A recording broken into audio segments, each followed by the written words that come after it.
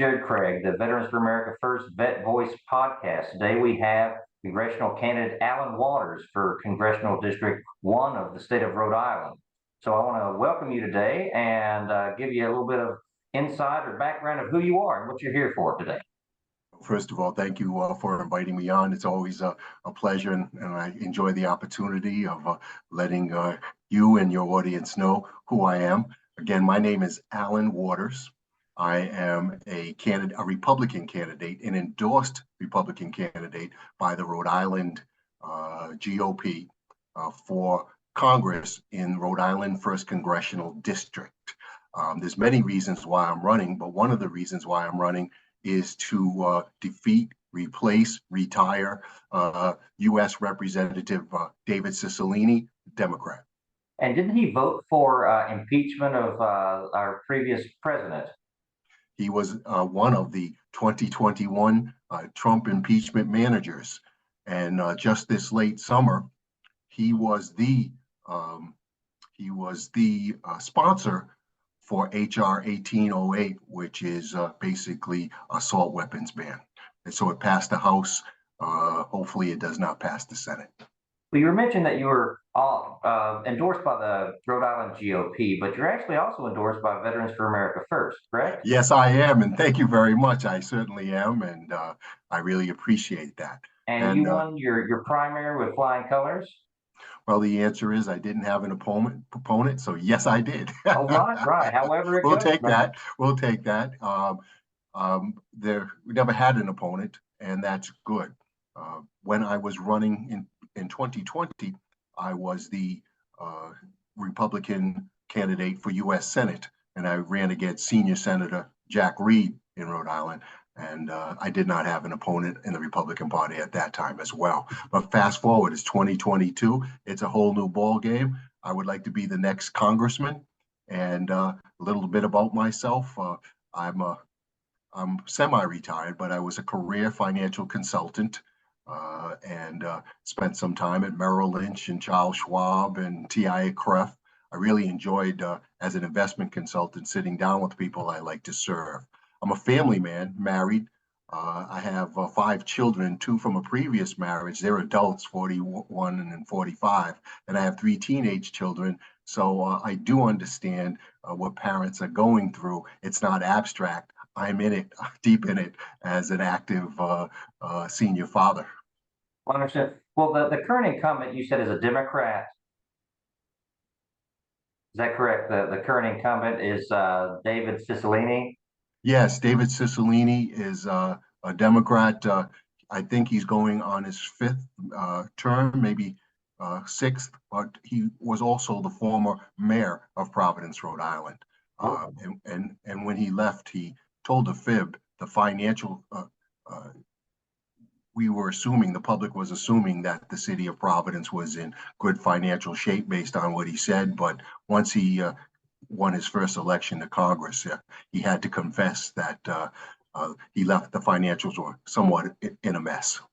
Well, as you're going through your district, have you noticed a change in the citizenry, your support? Have you seen a change from people who have historically voted in Democratic races that may be willing to vote for you this time and to get David Cicilline out of office?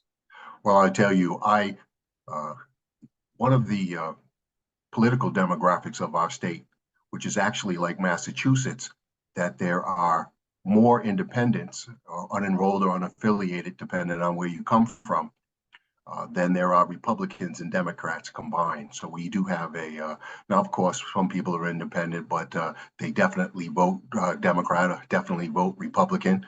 But in this case, we have, as I would say in every state, you'd have the moderate, maybe even they would consider themselves conservative, but moderate Democrats that may not be comfortable with the fact that the party continues to lurch more leftward, perhaps trying to appeal to its younger, more progressive base.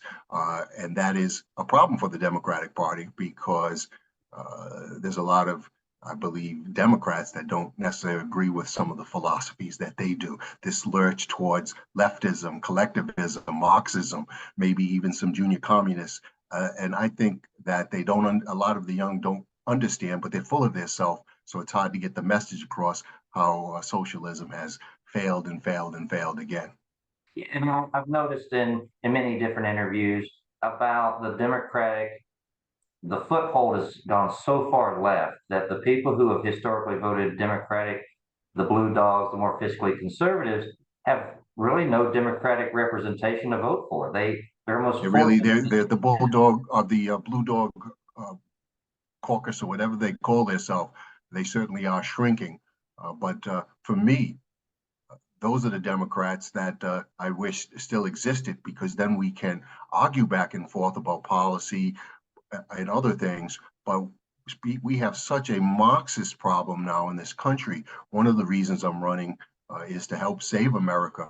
That we're so polarized, and the left continues to divide us by sex, by race, and all probably in the handbook of a Marxist handbook on what they're doing. So I'm really afraid for our country, but I believe just in the past we will survive. But we need to get more Republicans in office. But when we do, instead of the last time we had the House and Senate and really didn't accomplish much, we need to accomplish a lot, because the clock is always ticking before it shifts back to the Democratic Party.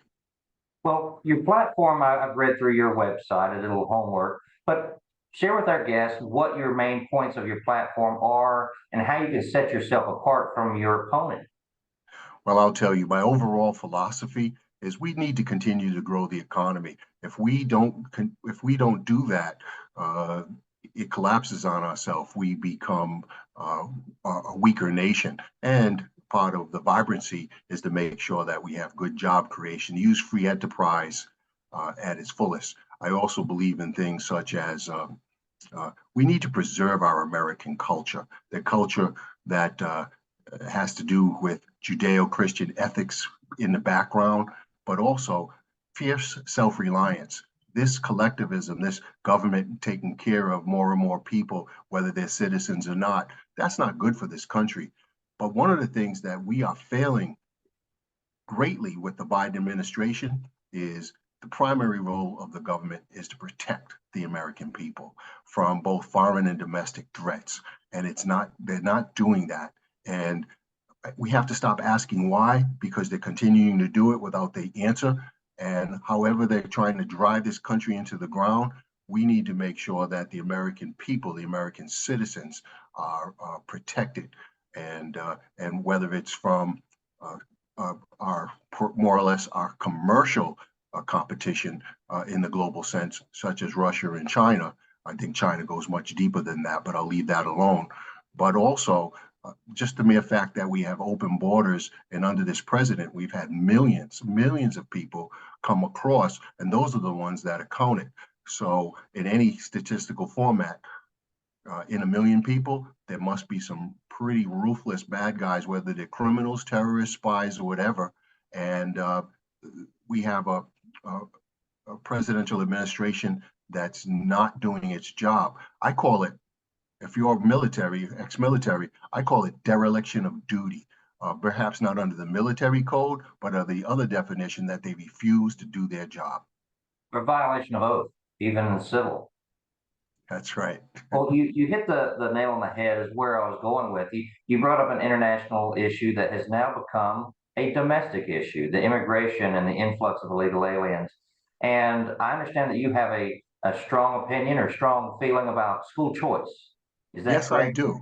I absolutely do. Before I go on, you did mention my website, and I would just like to tell you and our audience that my uh, website address is allenrwaters.com. That's ALLEN.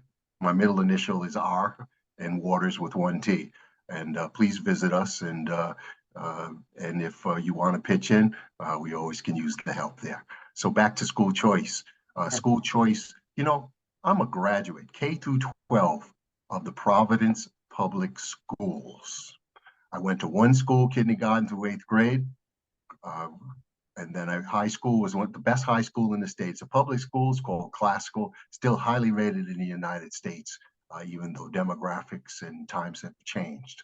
So I was blessed being able to stay in a school system, and it worked for me. But several years ago, at least, our school system failed and the state took it over, but the state's not doing any better.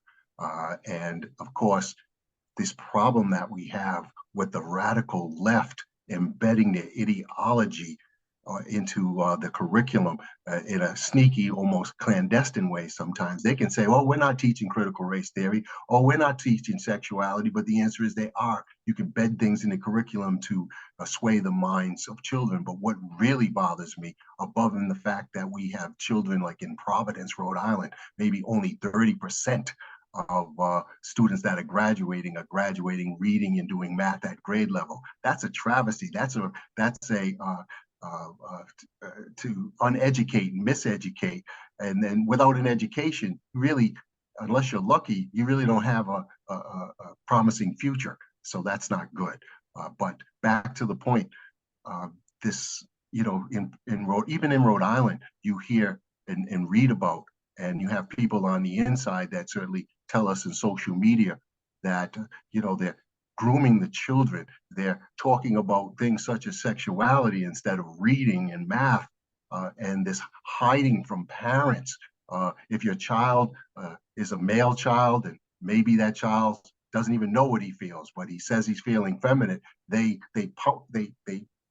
really pounce on that, and they try to convert, or they keep secrets from the parents. So this is a not only use the word disaster, but these are in many ways our neighbors, but they're acting like our enemies. Well, one thing that you brought up, I was going on reading some articles about different versions of school choice, and what the overarching thought is to bring back the parents' decision making for their kids. All while we see the opposite, what you hit the nail on the head, that the teachers are trying to circumvent parental decision making and trying to withhold the parental control over their own children and empower teachers over parents. And that leads me to the next question. Rhode Island.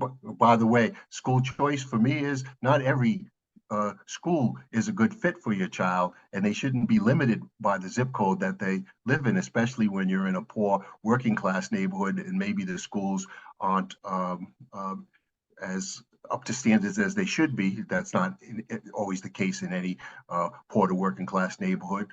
But also, I believe that money should follow the child. And so, therefore, and other states are adapting that. And it's going to be hard in Rhode Island, in a deep blue state that is controlled politically by the teachers' unions.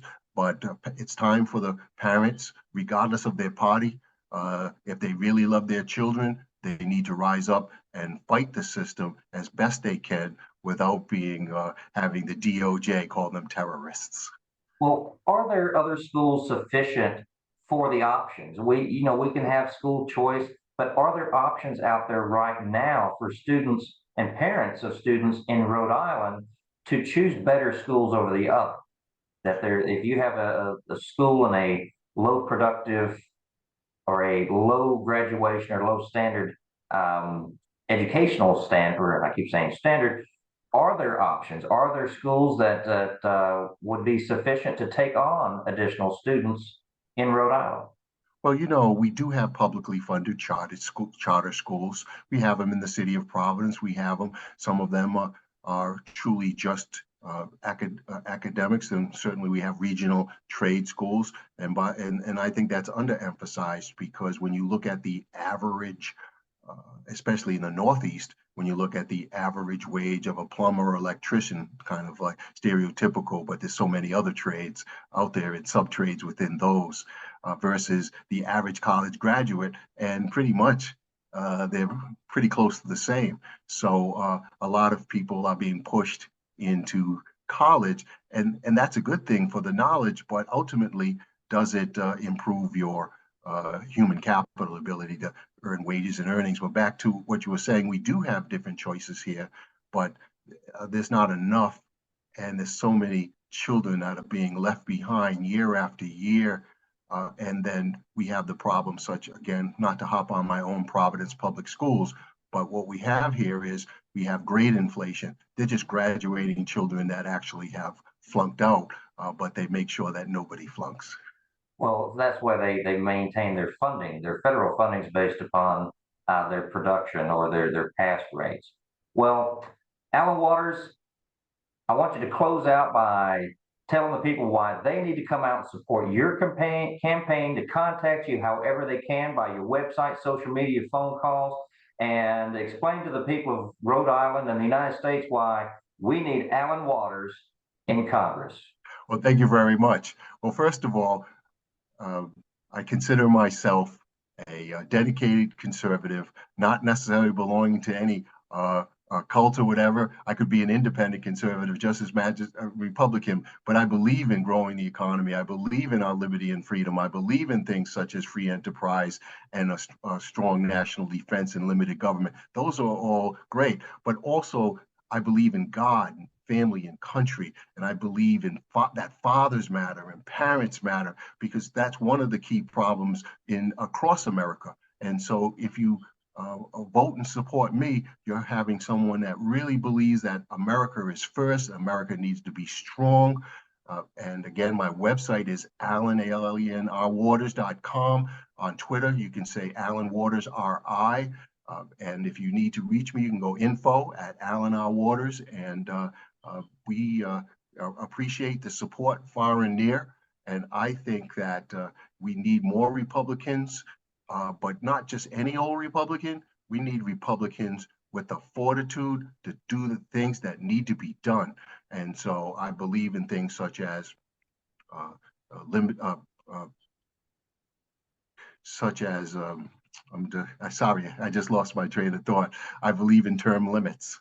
I believe in a balanced budget amendment to the Constitution. We need fiscal responsibility, etc. So I am the type of candidate. I will be the next Republican congressman for the state of Rhode Island, and people can depend on me, whether it's my constituents, whether it's people in my state, but every single American, that I will do the right thing and that I will put us first in the world.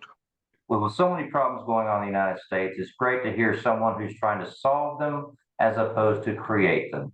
So thank you, Mr. Waters. I look Thank forward you to so seeing much. you on the campaign trail. I'm sure you've got some doors to knock and phone calls to make. So thank you for spending your time with me today. And you have a good one. If you need anything, let me know. I certainly will. And again, thank you for having me on. All right. Thank you very much.